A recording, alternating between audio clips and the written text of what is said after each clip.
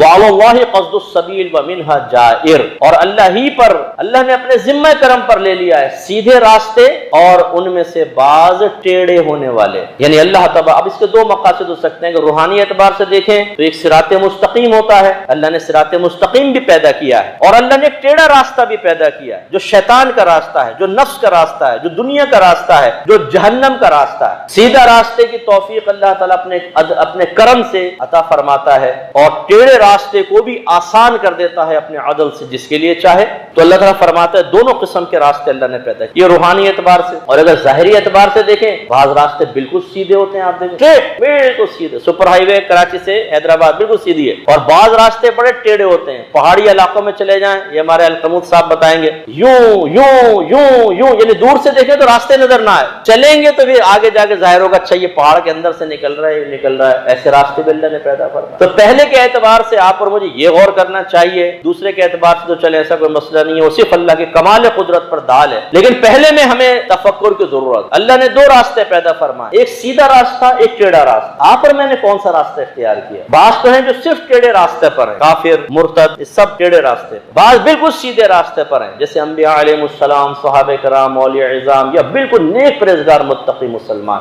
اور ایک تیسرا گروہ ہے، بلکہ دو گروہ کر لیں، کہ جو دونوں راستوں پر ہیں لیکن سیدھے پہ زیادہ ہے، ٹیڑھے کو بھی چھوڑتے نہیں، بس ٹیڑھے میں زیادہ ہے لیکن سیدھے کو بھی اختیار کیے ہوئے ہیں۔ تو یہ ہم میں سے بہت زیادہ ہوتے ہیں کہ اگر ہمارے دن کے افعال و اعمال، ہماری سوچوں، ہماری فکروں کو سامنے رکھ لیا جائے، اگر ان کی تعداد 1000 ہو تو 1000 میں سے سیدھے کتنے ہوں گے، ٹیڑھے کتنے ہوں گے، یہ خود دیکھ لیجیے آپ۔ جب انٹرنیٹ پر بیٹھتے ہیں تو ہمارے نوجوانوں کا سیدھا راستہ بہت کم ہوتا ہے، عمومی طور پہ ٹیڑھے راستے کا انتخاب ہوتا ہے۔ دوستی کرتے ہیں تو سیدھے راستہ بہت کم اختیار کیا جاتا ہے، زیادہ تر ٹیڑھے راستے والے دوست اختیار کیے جاتے ہیں۔ اسی طرح ہم صحبت ہیں، آفس وغیرہ میں بھی وہی بہت اچھا لگتا ہے جو فنی قسم کا ہو، جو ہر دو منٹ بعد ایک پوسٹ بھیج رہا ہو، ایک کلپ بھیج رہا ہو جس میں کوئی ڈانس کر رہا ہے، کوئی الٹی سیدھی بات، کوئی لطیفہ سنا رہا ہے، کوئی اور فحش چیز ہوتی ہے، وہ بہت اچھا لگتا ہے۔ بلکہ کہتے ہیں یار کافی دن ہو گئے کچھ آیا نہیں تیری طرف سے، بور ہو رہا ہوں بیٹھا ہوا۔ وہ ہمارے ایک ڈائریکٹر صاحب ہے، وہ مجھے بھیجتے رہتے ہیں فنی چیزیں، لیکن وہ فحش نہیں ہوتی، وہ فنی، جیسے کوئی گر گیا، کوئی ویسے کوئی بنا لیا، کوئی سیاست دانوں پر وہ مجھے بھیجتے رہتے ہیں اکثر۔ دوبارہ اس میں کوئی ایسی چیز نہیں ہوتی کسی کو ہرٹ کریں، لیکن بہرحال میں ایک مثال دے رہا ہوں کہ یہ بھی ہم تک کو لوگ بھیجتے رہتے ہیں نا، تو ہماری تو ڈیمانڈ ہوتی ہے۔ تو میں آپ سب سے گزارش کرتا ہوں، خاص طور پہ جو نوجوان یہاں بیٹھے، خاص طور پر جو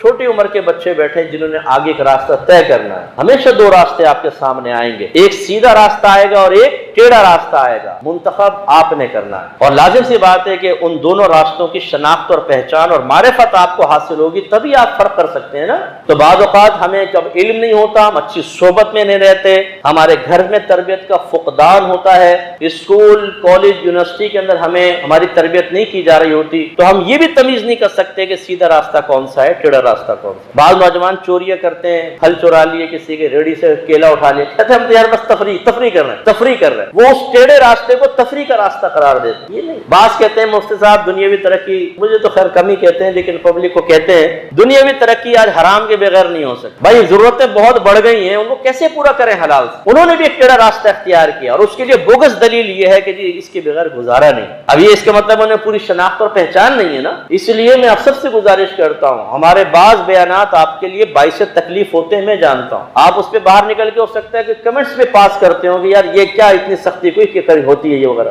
لیکن جب آپ تھوڑا سا غور کریں گے، یہ ہمارا بیان آپ کے لیے ایک بہت بڑی مرہم کی حیثیت رکھتا ہے۔ یہ پوسٹ مارٹم اگر ہمارا نہ ہو ہم تو تباہ ہو جائیں گے بالکل۔ غور کریں آپ، اگر آپ کو صحیح سیدھے اور ٹیڑھے راستے کی پہچان نہیں تو خدا را اچھے لوگوں کے پاس آئیں، علم دین سیکھیں۔ اسی لیے میں آپ کو میری کتاب اس لیے نہیں کہہ رہا ہوں، اس لیے کہ وہ قرآن و حدیث کی تعلیم کا عام فہم نچوڑ ہے، قرب الہی پڑھیں آپ، اس کتاب کو خریدیں، پیسہ ملائیں۔ اگر آپ کے پاس نہیں ہے 2 آدمی پیسہ ملا لو کہ یار ایک جلد میں پڑھ دوں گا تجھے دے دوں گا، پھر میں دوسری شروع کروں گا تم پہلی ختم کرنا، پھر میں دوسری دے دوں گا، میں تیسری شروع کروں گا، پھر تم دوسری پڑھ لینا، وغیرہ وغیرہ۔ 2 آدمی مل جاؤ، 3 آدمی مل جائیں، 3 جلدیں ہیں، پڑھتے جائیں، لیکن ترتیب سے پڑھیے گا، پہلے تیسری شروع مت کر دیجیے گا۔ تو یہ آپ پڑھیں، آپ کو سمجھ میں آئے گا سیدھا راستہ کیا ہے، ٹیڑھا راستہ کیا ہے، پھر سیدھے کا انتخاب کریں ہمت کے ساتھ۔ یہی وقت ہے، بس اس کے بعد وقت نہیں ملے گا۔ کرکٹر اگر ہے، کرکٹ کے گراؤنڈ میں ہے، فائنل میچ ہو رہا ہے، اسے اس فائنل میچ کے اندر کارکردگی دکھانی ہے۔ اگر وہ کہتا ہے کہ ابھی چاہے میں 0 پہ آؤٹ ہو جاؤں،